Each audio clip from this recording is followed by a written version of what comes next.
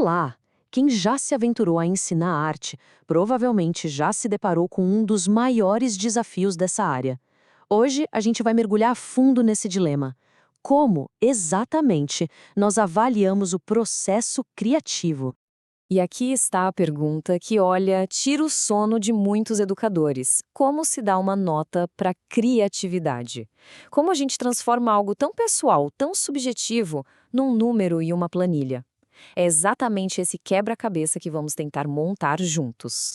Para a gente entender a solução, primeiro a gente precisa encarar o problema de frente.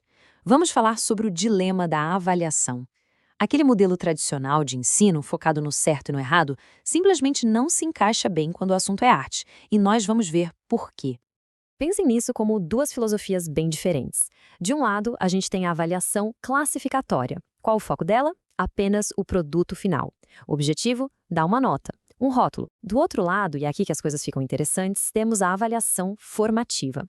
Ela não quer saber só do ponto de chegada, mas da jornada do estudante. O objetivo aqui não é classificar, mas sim guiar, apoiar e construir o aprendizado. Então, a solução para o nosso dilema está justamente aqui. É uma mudança de perspectiva, uma virada de chave.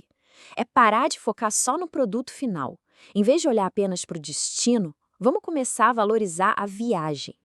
E o que é essa tal de avaliação do processo criativo? Bom, é olhar para a aprendizagem como algo contínuo, algo vivo. É valorizar toda a jornada, a experimentação com os materiais, a pesquisa de ideias e, sim, até mesmo os erros. Porque os erros aqui não são falhas, são degraus importantíssimos no aprendizado. O resultado final, no fim das contas, é só uma parte da história. Ok, olhar para a jornada soa muito bem, né? Mas o que isso significa na prática? O que um professor realmente observa quando o foco deixa de ser o quadro pronto na parede e passa a ser o caminho percorrido até ele? Essa jornada criativa não é abstrata. Ela tem etapas que podemos observar. Começa com a experimentação. Como o aluno explora os materiais, como ele testa novas técnicas. Depois vem a investigação. Que artistas essa pessoa pesquisa, que referências ela busca. Em seguida, um ponto crucial, os erros construtivos. Ela desiste no primeiro tropeço ou aprende com ele e se adapta? E por fim, as escolhas estéticas. Ela sabe explicar por que usou aquela cor, por que fez aquele traço? E quando a gente entende isso, o papel do professor muda da água para o vinho. Avaliar deixa de ser um ato de julgar e se transforma em um ato de mediar. E essa ideia, muito inspirada na filosofia de Jussara Hoffmann, resume todo. A função da avaliação é orientar, apoiar o desenvolvimento e promover a autonomia. O objetivo nunca é classificar ou punir.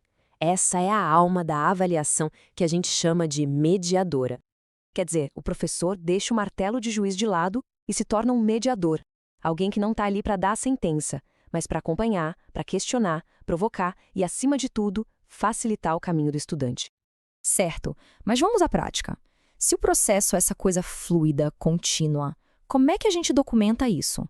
Como criamos um registro que seja útil tanto para quem ensina quanto para quem está aprendendo? Felizmente, existem ferramentas incríveis para isso. A gente pode usar registros fotográficos para capturar momentos-chave, portfólios que contam a história da evolução do trabalho, mapas de processo feitos pelos próprios alunos, autoavaliações e, o mais importante de tudo, conversas, sessões de feedback que são um verdadeiro diálogo. E o resultado de tudo isso? É uma visão diagnóstica muito poderosa. Ajuda o professor, claro, mas o mais importante é que ela dá ao próprio aluno o mapa da sua jornada. A pessoa passa a ter consciência de onde veio e, principalmente, para onde pode ir.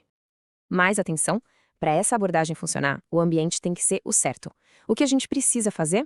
Respeitar o ritmo de cada um, valorizar a expressão que é única, apoiar o crescimento pessoal. E o que a gente deve evitar a todo custo? Comparações entre alunos, tentar encaixar todo mundo num padrão estético e exigir resultados idênticos. Isso não é arte, isso é linha de produção.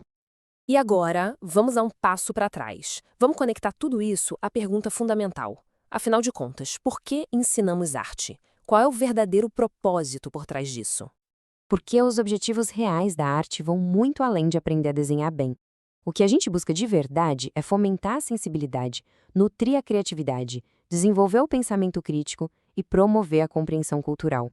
A nossa avaliação tem que estar a serviço disso E se a gente tivesse que resumir tudo em uma única ideia, seria esta: avaliar arte é compreender o movimento do estudante, seus processos, seu pensamento e sua autonomia crescendo a cada dia. É entender como aquela pessoa está dialogando com o mundo através da sua arte. Para encerrar, fica aqui uma provocação para todo mundo pensar. E se a avaliação se tornasse a nossa principal ferramenta para incentivar, e não apenas para medir? E se a gente a usasse para abrir portas para a criatividade, em vez de fechá-las com um número? Fica a reflexão.